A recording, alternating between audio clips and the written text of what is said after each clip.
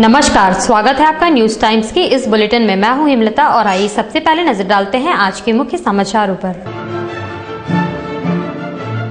जिला पुलिस ने किया साइबर क्राइम का खुलासा। एटीएम कार्ड की क्लोनिंग कर कैश उड़ाने वाले एक युवती समेत 2 युवक पुलिस हिरासत में। जुबली पार्क में सरेआम छिनतई करने वाले युवक को टाइगर मोबाइल के जवान ने खदेड़कर पकड़ा। और मानगो से ट्रांसपोर्ट व्यवसायी गत 20 दिनों से रहस्यमय ढंग से लापता। अब खबरें विस्तार से। सिटी एसपी कार्तिक यश ने संवाददाता सम्मेलन बुलाकर साइबर क्राइम का खुलासा किया। उन्होंने बताया कि मानगो की रहने वाली नीतू कुमारी नामक युवती भी लिप्त है। सिटी एसपी कार्तिक यश ने कहा कि उड़ीसा पुलिस से प्राप्त गुप्त सूचना के आधार पर छापामारी कर कुणाल, सागर और नीतू कुमारी को गिरफ्तार किया गया। उन्होंने पूछताछ में साइबर क्राइम में अपनी संलिप्तता स्वीकार कर लिया है। तीनों आरोपी नेट के माध्यम से एटीएम कार्ड धारकों के अकाउंट से पैसे ट्रांसफर करते थे। टेलीफोन करके मोबाइल के द्वारा आप लोगों का बैंक अकाउंट नंबर और पिन नंबर या एटीएम सीबीवी नंबर ये सब मांग के फिर उसी से लूट करने वाला एक केस था, जिसके बारे में हमको कुछ हिंट मिला कि वो जो करवा रहे हैं तो उसमें कुछ लोग जमशेदपुर में रह रहे थे। तो उस हिंट के हिसाब से हम लोग जैसे आगे बढ़े हैं तो हमको ये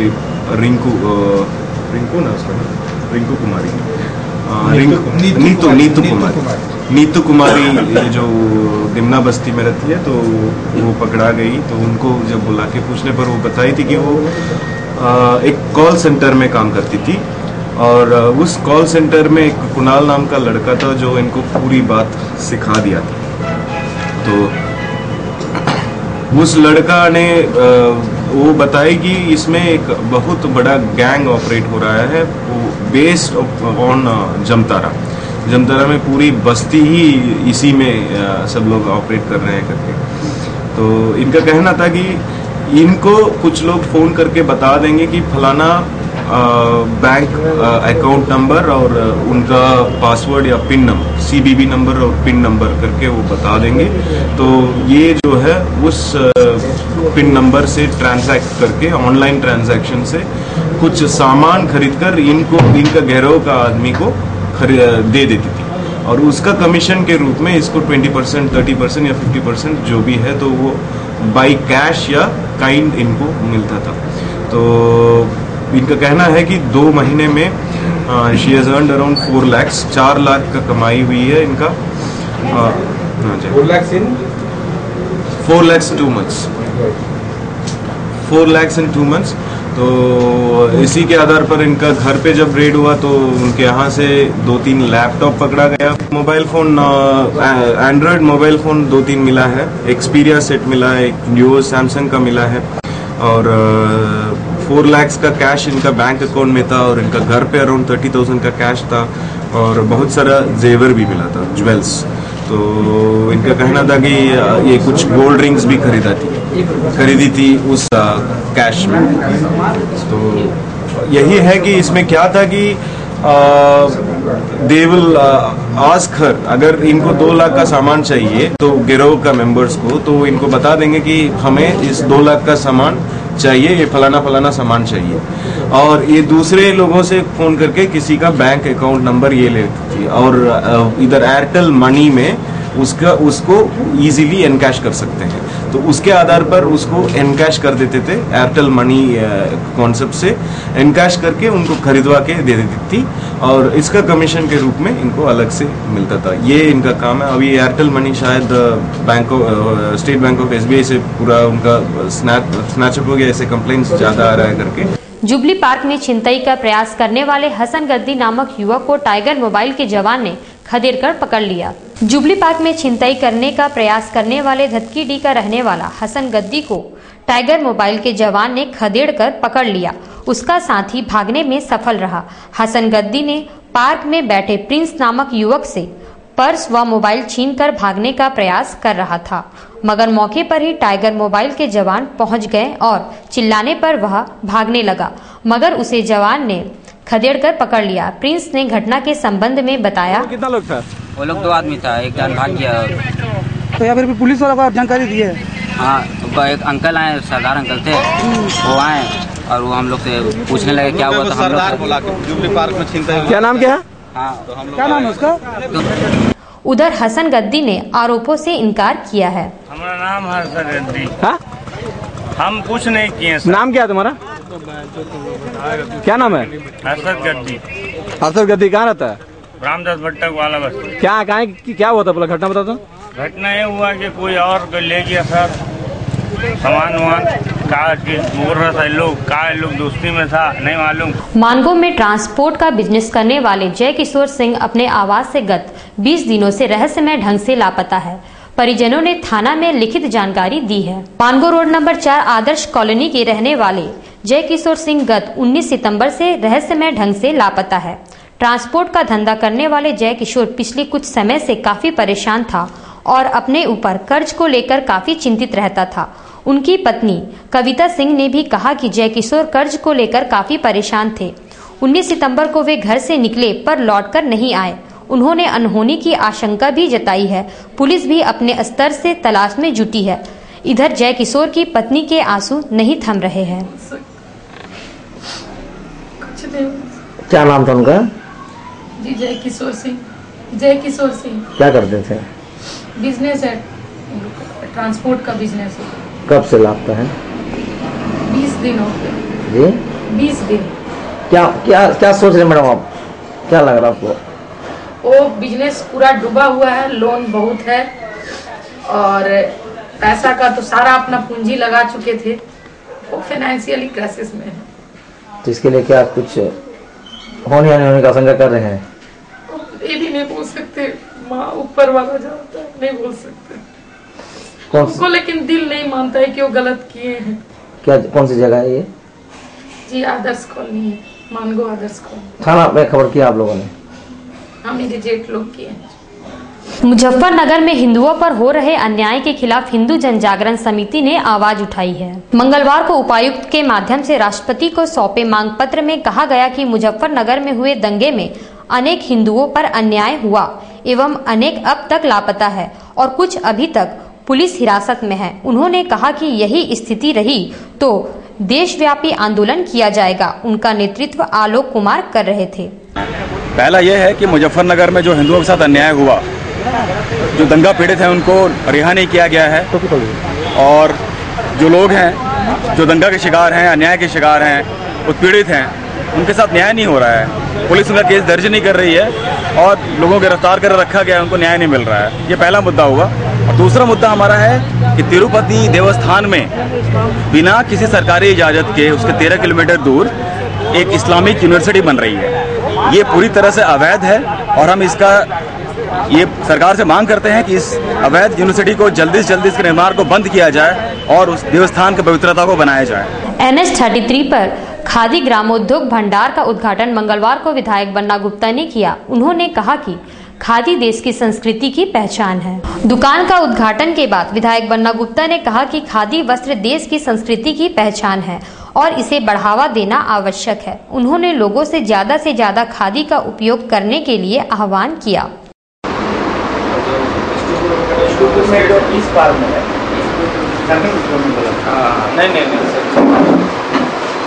हाँ हम तो खादी के शौकीन आदमी हैं। खादी ग्रामोद्योग और खादी से जुड़ी वस्तुएं इस देश की आज़ादी की लड़ाई से लेके इस देश की सांस्कृतिक पहचान से जुड़ा हमारा खादी उद्योग है और इस उद्योग को जिस गति में पनपना चाहिए उस गति में ये पनप नहीं पाया। ये अलग बात है कि अब धीरे धीरे मॉडर्न युग में भी खादी की प्रमुखता को लोग समझ रहे हैं और खादी कैसे प्रचुरता के माध्यम से मिले उसके लिए जगह जगह इसके शॉप खोले जा रहे हैं और आज उसी के कड़ी में हमारे क्षेत्र में खादी ग्रामोद्योग द्वारा ये दुकान का संचालन किया जा रहा है। इसके लिए मैं आया था इनका मनोबल ऊंचा करने के लिए। और मुझे लगता है कि धीरे धीरे खादी में जिस तरीके से हमारा जो कुटीर और लघु उद्योग है उसको विकसित करने की जो वास्तविक सोच है, जो मल्टीनेशनल कंपनियां धीरे धीरे कुटीर और लघु उद्योग पर हमला कर रही हैं प्रत्यक्ष परोक्ष रूप में, मुझे लगता है कि जैसे मधु पालन है और भी हमारे जो जड़ी बूटियां हैं, जो हमारे ऐसे औषधियां हैं जो हमारे वन संपदा से मिलते हैं, जिनको अभी तक लोग केवल किताबों में पढ़ते हैं, उन चीज़ों को खादी भंडार के माध्यम से आम जन तक पहुँचाने का ये सरल माध्यम है। अब मुझे लगता है कि ये महात्मा गांधी के सपने को भी साकार करने की एक बड़ी सोच है। शहर में मंगलवार को कांग्रेसियों ने विकास यात्रा के तहत मोटरसाइकिल रैली निकाली। उनका नेतृत्व सांसद प्रदीप कुमार बालमुचु कर रहे थे। यूपीए सरकार की उपलब्धियों को गिनाते हुए नगर के कांग्रेसियों ने मंगलवार को मोटरसाइकिल रैली निकाली। रैली आमबागान सांची से निकली और शहर के विभिन्न क्षेत्रों से होते हुए टेल्को में समाप्त हुई। सांसद प्रदीप कुमार बालमुचु खुद बाइक पर सवार थे। उन्होंने बताया कि सरकार की विभिन्न योजनाओं का लाभ जनता को मिल रहा है, जिनमें खाद्य सुरक्षा बिल, महात्मा गांधी राष्ट्रीय गारंटी योजना, भूमि अधिग्रहण कानून, सूचना का अधिकार आदि प्रमुख है।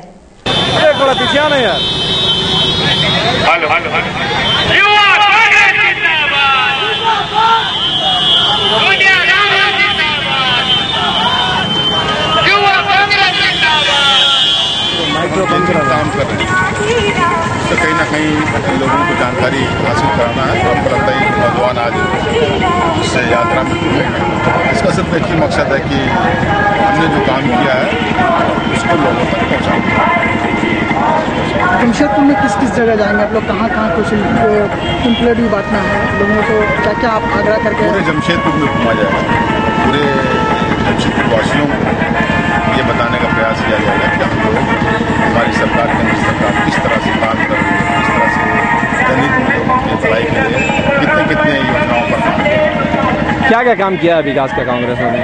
देखिए, ये आज गिनती का विषय नहीं। अगर आप उसे देख लें, अगर आप अगर विकास की बात कर रहे हैं तो हम ये कहें कि अगर दूसरे की बात करें तो दूसरे एक नाम नहीं बता सकते हैं कि उसने क्या विकास किया। अगर यहाँ राज्य की बात करें तो आपको हम एक आध दो नाम याद कर सकते हैं कि वो कन्यादान योजना एक थी और एक दाल भात योजना। समझ लें, दाल भात योजना और कन्यादान योजना का क्या स्थिति। बाकी जो राज्य में अब योजनाएं चल रही है सिर्फ और सिर्फ कहाँ से शुरू करें, बच्चा पैदा होने से लेकर मरने तक। अखिल भारतीय युवा संघ द्वारा उपायुक्त को ज्ञापन सौंपकर विभिन्न क्षेत्रों में सड़कों की जर्जर स्थिति की ओर ध्यान आकृष्ट कराया गया है। मंगलवार को अखिल भारतीय युवा संघ ने उपायुक्त को ज्ञापन सौंपकर NH-33 के अलावा बर्मा माइंस, सांची, गोलमुरी, सीताराम डेरा, एग्रीको, खास महल सहित अन्य क्षेत्रों में जर्जर हो चुकी सड़क की ओर ध्यान आकृष्ट कराया है। उनका कहना है कि पूजा के मद्देनजर यदि सड़कों की दशा यही रही तो दुर्घटना की आशंका से इनकार नहीं किया जा सकता। शहर में टेम्पो चालकों द्वारा विधि व्यवस्था गलत ढंग से चलाई जा रही है, उनका कोई नियम नहीं है और शहर में ट्रैफिक इस कदर बढ़ गई है क्योंकि बिल्डिंग वगैरह का सीलिंग से पहले गवर्नमेंट ने किया था, उसको फैन मार करके उसी बिल्डिंग के नीचे फिर से दुकानें खुल गई हैं और फिर से वही हालत यहाँ पे ट्रैफिक व्यवस्था की खराब दिन ब दिन हो गई है। हम लोग ये भी एक मांग है और एक मांग हम लोग का ये है कि शहर में छिनताई, चोरी, शाम में चैन छिनताई हुआ, कई थाना में ये मामला आए, लेकिन प्रशासन द्वारा इसमें कोई कदम नहीं उठाए जा रहे हैं। बोलने पर हाँ की जाएगी कार्रवाई। अभी हम लोगों ने डीसी से बात की तो डीसी ने कहा कि होगी कार्रवाई, लेकिन कब तक होगी? अगर हमारी मांगों को प्रशासन इसी तरह से अनदेखा करते रहेगी तो अखिल भारतीय युवा संघ के सैकड़ों कार्यकर्ता 15 को कुछ दिन का समय दे रहे हैं, 15 अक्टूबर को हम लोग अखिल भारतीय युवा संघ के सारे कार्यकर्ता हम लोग आमर अनशन पर बैठेंगे, हमारी मांगे जब तक नहीं मानी जाती है। अब वक्त हो चला है एक छोटे से ब्रेक का। ब्रेक के बाद खबरें और भी है, आप बने रहिए हमारे साथ।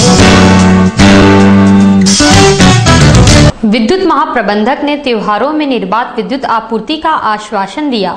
उन्होंने कहा कि तैयारियां पूरी कर ली गई है। विद्युत महाप्रबंधक ओपी अम्बस्ट ने कहा कि त्योहारों के अवसर पर निर्बाध विद्युत आपूर्ति की व्यवस्था कर ली गई है।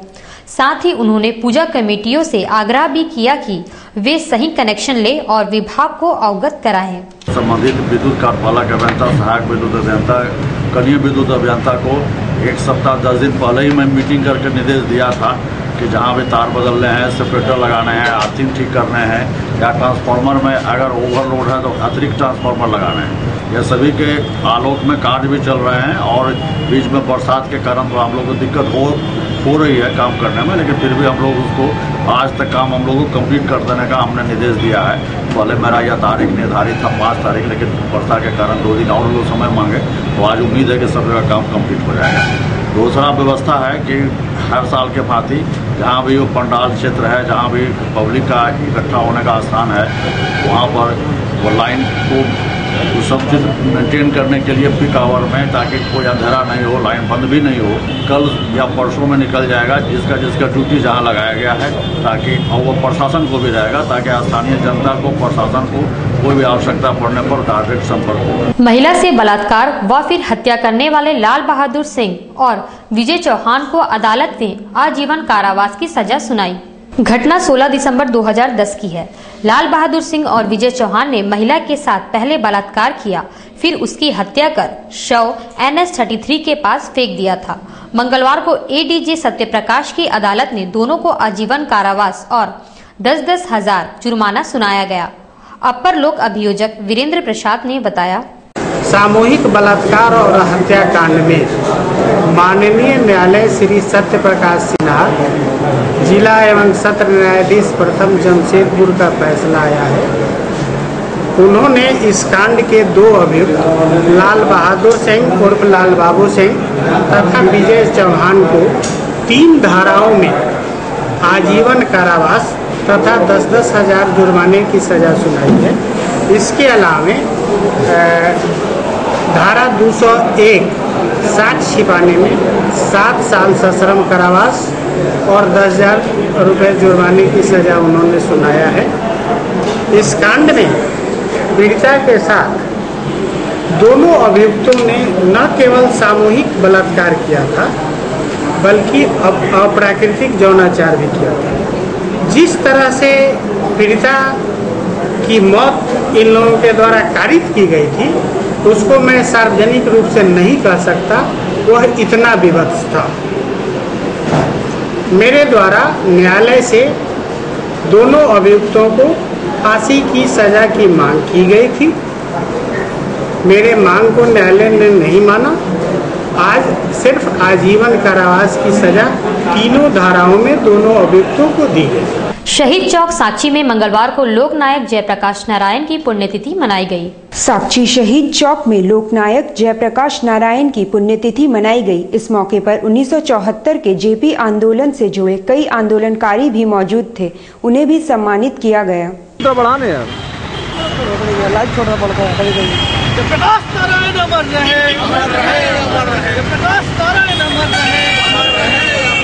पूरा नहीं हुआ, लेकिन कई क्षेत्रों में प्रगति हुई है।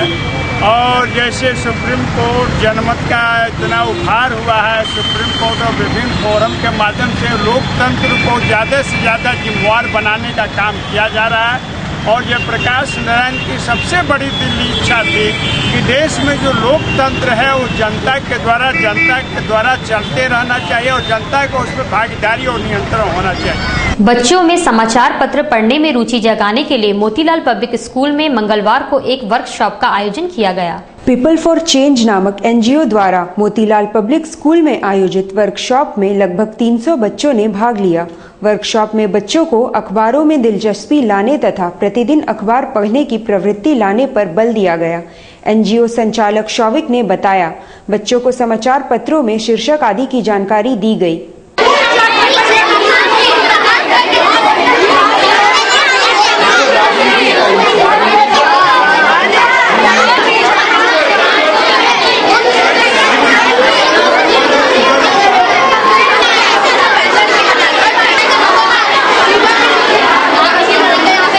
है और MNPS स्कूल में हो रहा है। क्या थीम है इसकी? थीम ये नहीं, थीम है, इस आइडिया इसका ये है कि बच्चे न्यूज़पेपर ज़्यादा पढ़ना शुरू करें, बच्चे न्यूज़पेपर समझे, न्यूज़पेपर में न्यूज़ आता कैसे है, हेडलाइंस क्या होते हैं, बाईलाइन क्या होता है, न्यूज़पेपर को ज़्यादा पॉपुलर, बिकॉज अभी बच्चे इंटरनेट से ज़्यादा कनेक्टेड है, न्यूज़पेपर पढ़ना छोड़ दिए। ये वर्कशॉप का मेन उद्देश्य ये है कि बच्चे दोबारा न्यूज़पेपर से जुड़े, न्यूज़पेपर का मज़ा समझें कि न्यूज़पेपर में कितने सारे न्यूज़ आते हैं, न्यूज़पेपर में न्यूज़ कैसे समझें और बेसिकली रीडिंग हैबिट्स डेवलप करना, न्यूज़पेपर को ज़्यादा पॉपुलराइज करना बच्चों में। करीम सिटी कॉलेज में मासकॉम के छात्रों ने मंगलवार को ऑनलाइन मैगजीन की लॉन्चिंग की। करीम सिटी कॉलेज मासकॉम के छात्रों ने मंगलवार को ऑनलाइन मैगजीन डक्स वॉक्स की लॉन्चिंग की। इस मौके पर बड़ी संख्या में छात्र मौजूद थे। डॉक्टर मोहम्मद जकारिया ने अपने संबोधन में कहा कि मासकॉम से जुड़े छात्र भविष्य के पत्रकार हैं। मैं डिपार्टमेंट से एक बात कहूँगा जो हमेशा खटकती रहती है, वो ये कि बुलंदियों को छूना, तरक्की की मंजिल को तय करना, जाहिर है इसमें मेहनत, लगन, कोशिश की ज़रूरत होती है, लेकिन उस पर टिके रहना और उस मुकाम से दूसरे मुकाम तक का सफ़र करना, ये थोड़ा सा मुश्किल काम है। और दूसरी बात ये है कि जब तरक्कियाँ मिलती हैं, जब इंसान तरक्की की मंजिलों को छूता है, तो उससे लग्ज़िशन भी बहुत होती है। यातायात नियमों की धज्जियां उड़ा रहे हैं लोग, खासकर स्कूली छात्र। मंगलवार को एक बाइक पर सवार 3 स्कूली छात्रों ने एक बाइक सवार को ठोकर मारकर घायल कर दिया और भाग निकले। घटना मंगलवार दोपहर की है। बेल्डी चर्च स्कूल के सामने एक बाइक पर सवार 3 छात्रों ने रफ ड्राइविंग करते हुए एक बाइक सवार को घायल कर दिया। लोगों ने उन्हें पकड़ने का प्रयास भी किया, मगर वे भागने में सफल रहे। उनके स्कूल यूनिफॉर्म के मुताबिक तीनों छात्र आंध्रा स्कूल के थे।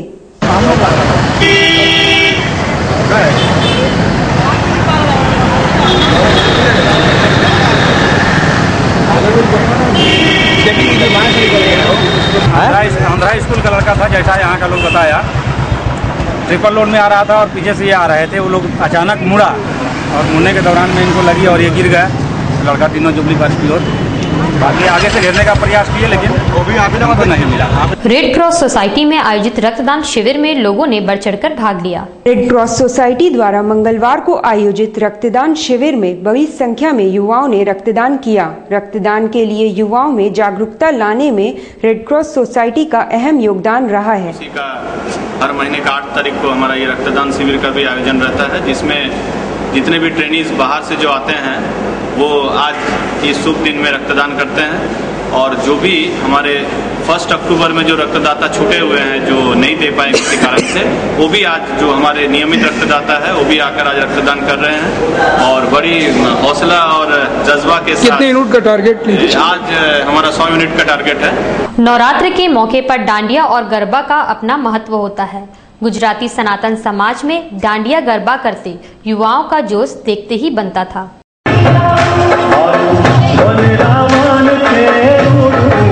वैकुंठ धीरे